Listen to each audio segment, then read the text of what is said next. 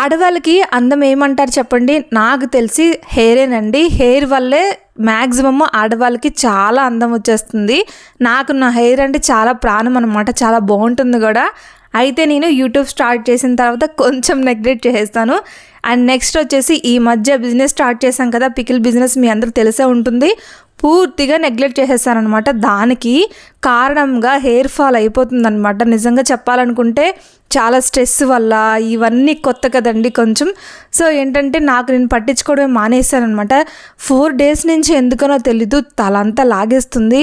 ఇంక అందుకే లాభం లేదు అని చెప్పి ఇంకా పక్కనే ఉన్న పార్లర్కి వెళ్ళి హెడ్ మసాజ్ చేయించుకున్నాను. అబ్బబ్బబ్బా చేస్తుంటే 1/2 hour నిజంగా కోమలోకి వెళ్ళిపోయాను.